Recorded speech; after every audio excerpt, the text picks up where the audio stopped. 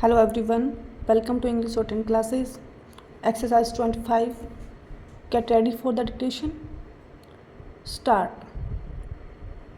Where a winding up order has been made or where a provisional liquidator has been appointed, the liquidator or the provisional liquidator, as the case may be, shall take into his custody or under his control all the property, effects, and actionable claims to which the company is or appears to be entitled, for the purpose of enabling the liquidator or the provisional liquidator, as the case may be, to take into his custody or under his control any property, effects, or actionable claims to which the company is or appears to be entitled, the liquidator or the provisional liquidator, as the case may be, may by writing request the chief presidency magistrate or the district magistrate within whose jurisdiction such property, effects, or actionable claims or any books of account or other documents of the company may be found, to take possession thereof, and the chief presidency magistrate or the district magistrate may thereupon, after such notice as he may think fit to give to any party, take possession of such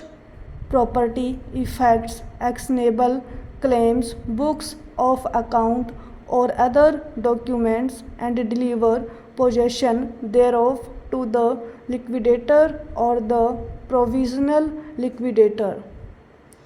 For the purpose of securing compliance with the provisions of subsection, the chief presidency magistrate or the district magistrate may take or cause to be taken such steps and use of cause to be used such force as may in his opinion be necessary. Section Act that the tribunal may at any time after making a winding up order require any contributory for the time being on the list of contributories, and any trustee, receiver, banker, agent, officer, or other employee of the company to pay, deliver, surrender, or transfer forthwith or within such time as the tribunal directs to the liquidator any money, property, or books and papers in his custody or under his control to which the company is prima facie entitled, all debts payable on a contingency and all claims against the company, present or future, certain or contingent, ascertained or sounding only in damages, shall be admissible to prove against the company, a just estimate being made so far as possible of the value of such debts or claims as may be subject to any contingency or may sound only in damages or for some other reason may not bear a value.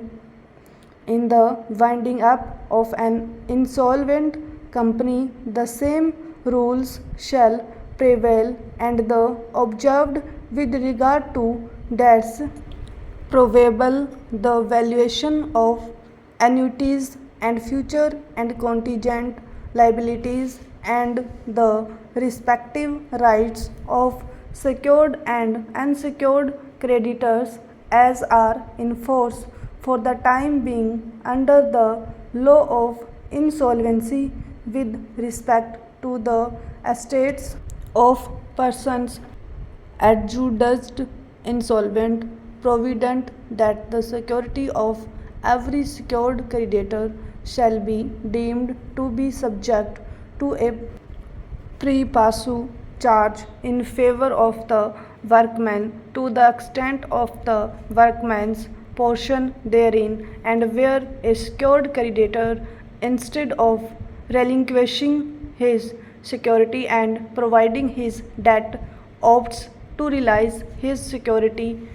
the liquidator shall be entitled to represent the workman and enforce such charge. Any amount realized by the liquidator by way of enforcement of such charge shall be applied ratably for the discharge of workman's dues, and so much of the debt due to such secured creditor as could not be realized by him by virtue of the foregoing provisions of this proviso, or the amount of the workman's portion in his security, whichever is less, shall rank prima facie with the workman's dues for the purposes of section 529A. All persons who in any such case would be entitled to prove for and receive dividends out of the assets of the company may come in under the winding up and make such claims against the company as they respectively are entitled to make by virtue of this section, provided that if a secured creditor, instead of relinquishing his security and providing for his debt, proceeds to realize his security, he shall be liable to pay his portion of the expenses incurred by the liquidator for the preservation of the security before its realization by the secured creditor. For the purposes of this proviso, the portion of expenses incurred by the liquidator for the preservation of his security, which the secured creditor shall be liable to pay, shall be the whole of the expenses less an amount which bears to such expenses the same proportion as the workman's portion in relation to the security bears to the value of the security. For the purposes of this section, section 529A and section 530 mean workmen in relation to a company means the employees of the company, being workmen within the meaning of the Industrial Disputes Act 1947. Workmen's dues in relation to a company means the aggregate of the sums due from the company to its workmen as per the law. Stop.